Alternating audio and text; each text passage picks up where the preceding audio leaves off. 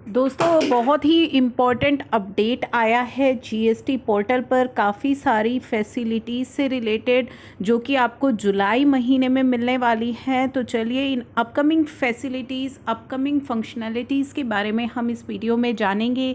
लेकिन उससे पहले अगर अभी तक आपने चैनल को सब्सक्राइब नहीं किया है तो जल्दी से चैनल सब्सक्राइब कर लीजिए, बेल आइकन को प्रेस कर लीजिए ताकि कोई भी इम्पॉर्टेंट अपडेट अपलोड हो उसकी नोटिफिकेशन आपको सबसे पहले मिल जाए। तो upcoming facility to be deployed on GST portal for taxpayer in the month of July। ठीक है, वन बाय वन हम इन फैसिलिटीज़ फंक्शनैलिटीज़ के बारे में जानेंगे। तो चलिए पहली बात कर रहा है रजिस्ट्रेशन से रिलेटेड।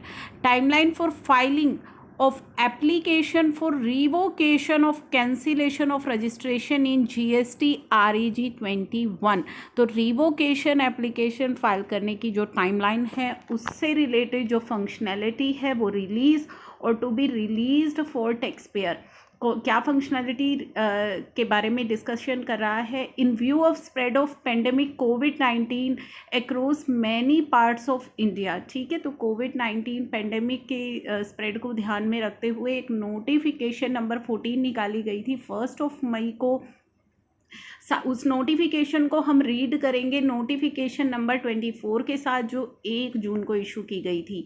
तो दोनों ही नोटिफिकेशंस को जब हम रीड करेंगे तो government has extended the date of filing of various application falling during the period from 15th April to 29 July till 30th July 29 June till 30th जून। ठीक है, तो गवर्नमेंट ने एप्लीकेशन फ़ाइल करने की जो टाइमलाइन है, जो आपको एप्लीकेशन फ़ाइल करनी थी 15 जुलाई से 29 जून के बीच जो ड्यू डेट्स पड़ रही थी उस एप्लीकेशन की, उन सभी को एक्सटेंड किया था 30 जून तक। ठीक है, in addition to this the timeline for filing of application for revocation of cancellation of registration which were due on 15 April has also been extended till 30th June on the GST portal।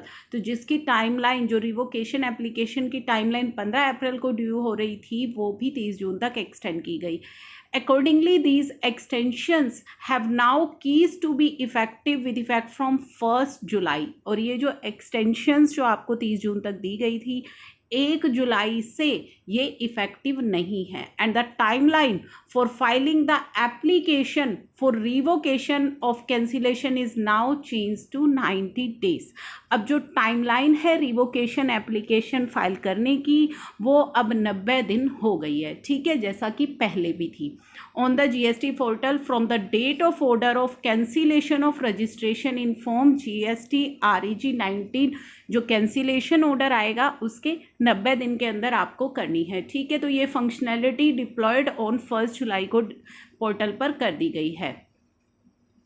Next इन्होंने बात करी है return से related. Information regarding late fee payable provided in form GSTR 10। ठीक है, taxpayer whose registration is cancel, जिनका registration cancel हो चुका है at the time of filing of last return in form GSTR 10, तो जब वो अपनी GSTR 10 फाइल करेंगे will now be provided with the details of late fee payable by them. उस GSTR 10 में अब डिटेल्स होंगी जो उनको लेट फी पे करनी है। आपको याद होगा इससे जुड़ा एक अपडेट भी हमने शेयर किया था आपके साथ। For the delayed filing of any of the previous return, मैंने एक वीडियो भी अपलोड की थी कि जल्दी ही GSTR 10 जब आप फाइल करेंगे तो जो भी आपकी प्रीवियस रिटर्न की लेट फीस है वो आपको उसमें पे करनी पड़ेगी।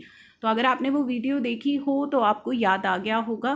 टैक्स पेयर जिनका रजिस्ट्रेशन कैंसिल हुआ है at the time of filing, जब वो अपनी GSTR 10 फाइल करेंगे, will now be provided with details of late fee payable by them for delayed filing of any of the previous return पर जो भी उनकी टेबल है, रिटर्न पर जो उनकी लेट फीस है या कोई लेट उन्होंने स्टेटमेंट फाइल करी है in a table for their assistance in filing of the said return by them. The information can be viewed by clicking on a hyper link provided under the column late fee. Column पर एक hyper link आपको provide किया जाएगा, वहाँ से आपको पूरी information मिल जाएगी। ठीक है, जो ऑनलाइन जब आप GSTR 10 की फाइलिंग करोगे तो कोई भी अगर आपकी प्रीवियस पेंडिंग लेट फीस है वो आपको GSTR 10 में आपको लग जाएगी, दिखाई देगी, आपको बताया जाएगा।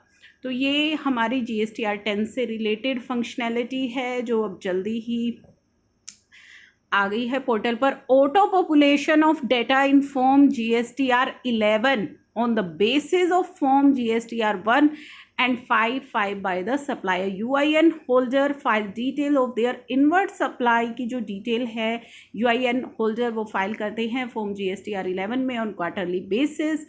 They can subsequently file for return if required in form GST RFD 10 for the quarter in which summary of document is auto populated from their GSTR 11 in an editable mode. और जब applicable होता है तो वो refund के लिए file करते हैं RFD 10 में उस क्वार्टर के लिए। तो उस क्वार्टर की जो पूरी समरी है वो GSTR 11 से ऑटो पॉपुलेट होती है, लेकिन एडिटेबल भी होती है, उसे एडिट भी कर सकते हैं आप फिगर्स को।